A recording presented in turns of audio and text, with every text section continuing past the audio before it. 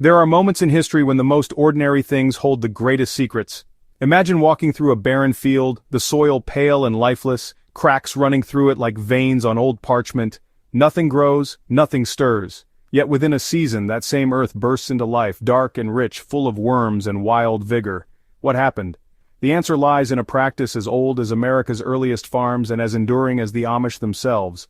It was never some expensive fertilizer nor a chemical trick, but rather a humble material the Amish spread across their dead fields, something that transformed decay into renewal and reminded us all of what true stewardship of the land looks like.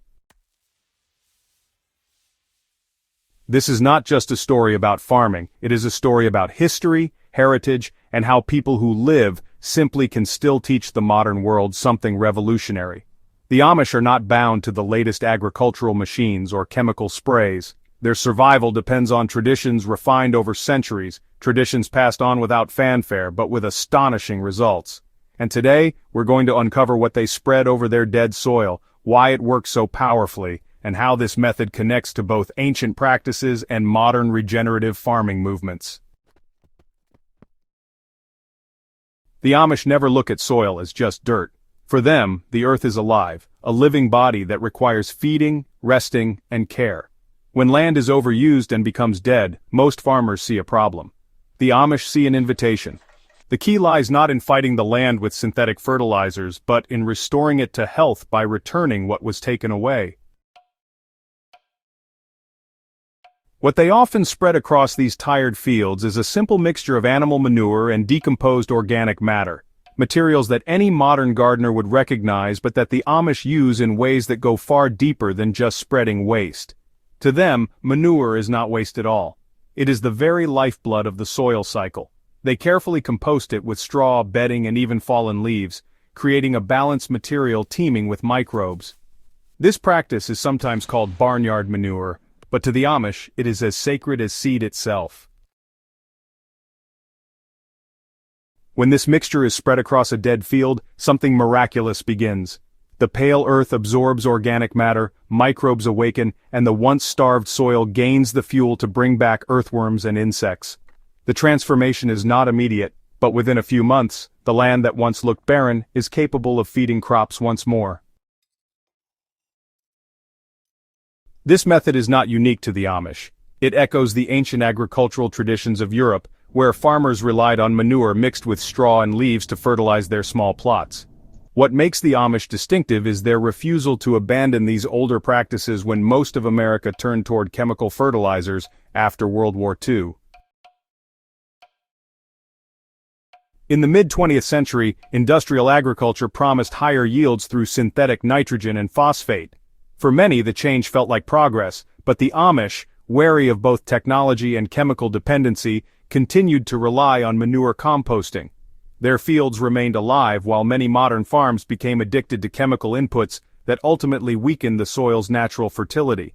In this way, the Amish unknowingly preserved an ancient method that today's regenerative farmers and soil scientists now celebrate as forward-thinking.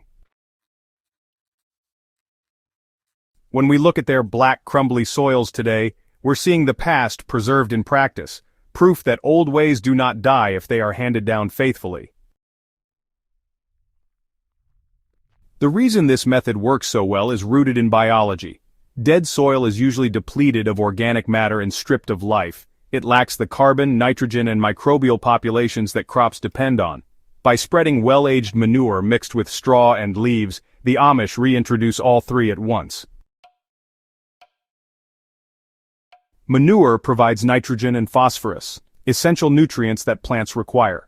Straw and bedding provide carbon, which balances the richness of manure and prevents it from burning crops.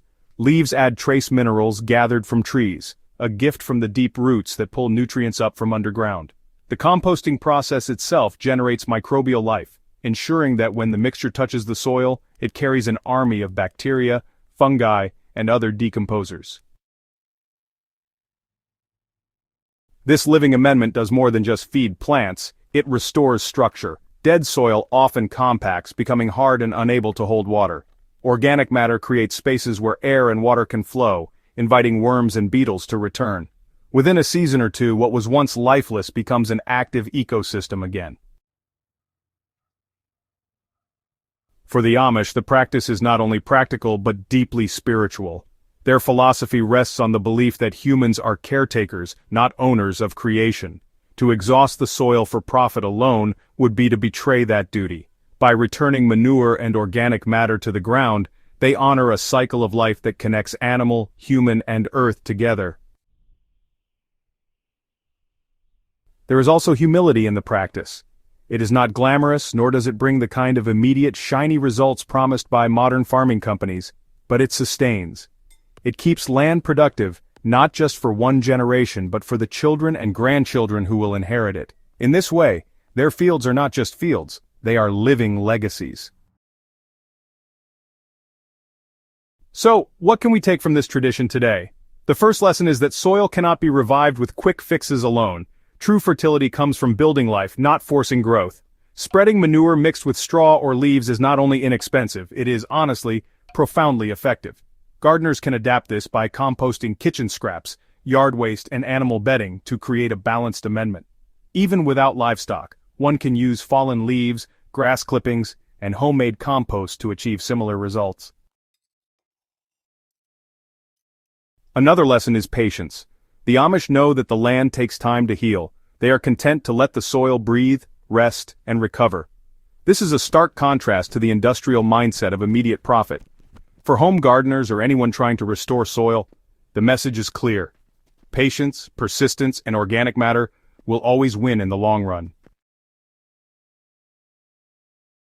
There is something quietly revolutionary about this old Amish method. In an age when climate change, soil erosion, and food insecurity dominate the headlines, the answer may not lie in futuristic technology, but in practices nearly forgotten.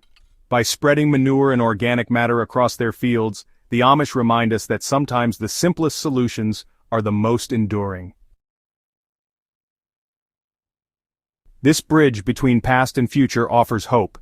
It shows that a balance between human needs and the Earth's needs is possible, that feeding the soil instead of merely extracting from it leads to abundance.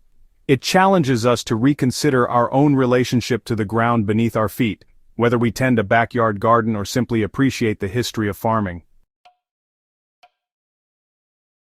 So when you hear that the Amish spread something over dead soil and it springs back to life, remember that it is not a secret chemical, not a hidden formula, but a faithful commitment to an ancient cycle. Manure, straw, and leaves, ordinary humble materials, become extraordinary in their ability to turn dust into life. In that act lies both history and hope, a reminder that the wisdom of the past still holds answers for the future. If you found this story as fascinating as the soil itself, take a moment to subscribe to In the Beginning and share this video with others who love uncovering the forgotten wisdom of history.